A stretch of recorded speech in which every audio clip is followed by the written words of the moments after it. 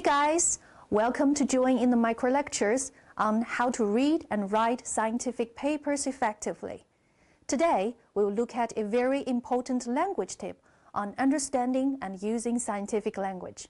What is it? Let's watch a movie clip together. Are you bringing it to the game? Yeah, I don't want to leave it. And maybe we're going to the game. Where are we going now? To see someone about my job. I don't understand. You don't understand what?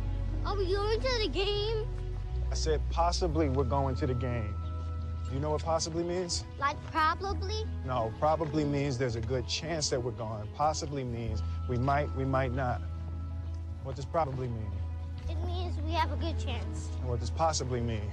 I know what it means. What does it mean? It means that we're not going to the game. How did you get so smart? 'Cause you're smart. Well, in this 2006 Hollywood film, the clip shows to us a short conversation between a father, a struggling salesman, and his son. This father is trying to explain to the little boy of their possibility to watch a football game. By using different adverbs and modal verbs, people express various degrees of certainty to convey information in daily life, and this is also true for scientific writing. So next, we will look at different vocabulary and syntax choice for writers to express how certain they are about the facts or opinions they are presenting. Generally speaking, there are 4 levels of certainty to show the author's attitudes. The top level is when authors show 100% certainty on the facts they discuss. The second level is when authors are not 100% certain, but still very positive on it, say 90% or less. The third level is at the place where authors are not quite sure about the facts to discuss. They can guarantee only 50% also possibility. That is why tentative is used. Well, the lowest level, the fourth level here, is when authors are negative about the information they share, especially when they themselves don't acquire the source in person, but get them from somewhere else. In that case, the information is with extremely low degree of certainty for readers. If you want to understand why writers show difference when expressing their attitudes, you need to first distinguish between 2 sources of information, facts and opinions.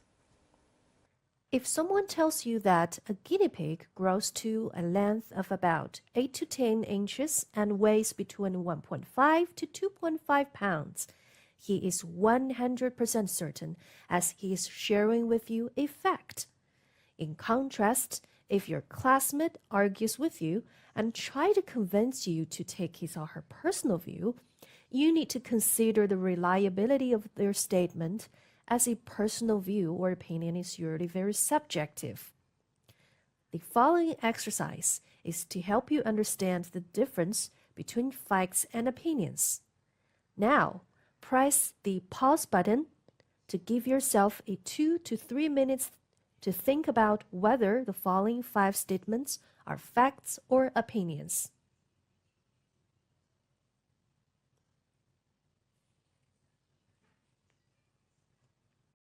Well, among the 5 statements, the first 3 are actually facts.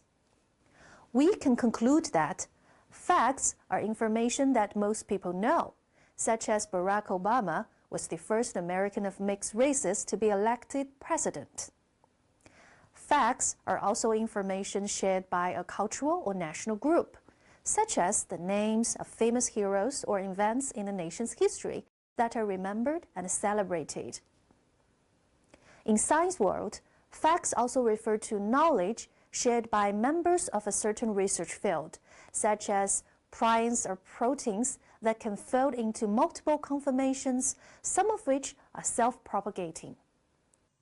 Statements 4 and 5 are opinions. These statements may or may not be based on evidence.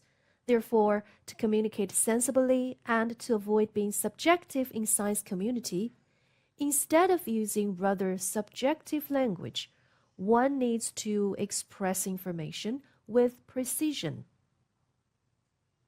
Next, we will see sentence examples for the 4 levels of certainty. The first thing you should know in science writing when expressing certainty is that it's not always necessary to use adjectives or adverbs. One can use present tense to make an assertion that is 90% or more true or to state a law.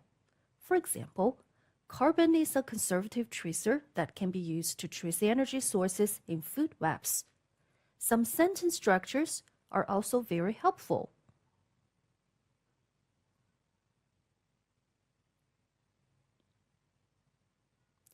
When writers try to indicate a finding in a particular work, they tend to adopt words with slightly lower degree of certainty. This example shows the finding of a research study which limits the validity of facts to the specific work instead of in general context. Is likely is used to indicate the almost true fact. The adverbs with similar functions include apparently, presumably, and so on.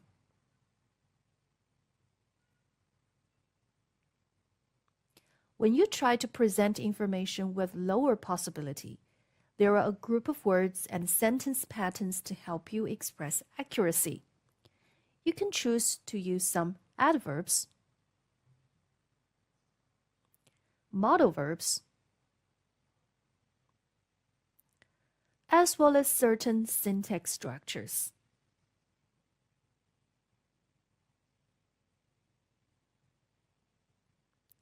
It cannot be neglected that in some cases, the writers are completely uncertain about the information they convey. For example, when writers use adverbs like reportedly, allegedly, they themselves neither have seen the real work nor believe in the claims.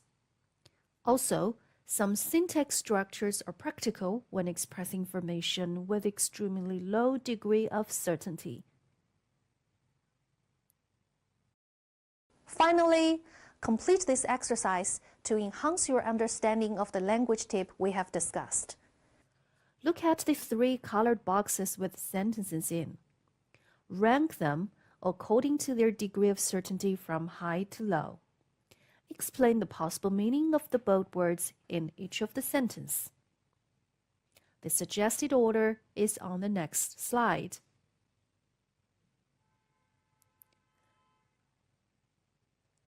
Congratulations on your achievement. Now, let's summarize what we have learned in this micro lecture. A fact refers to something true or real, which is backed by evidence, documentation, and accepted widely.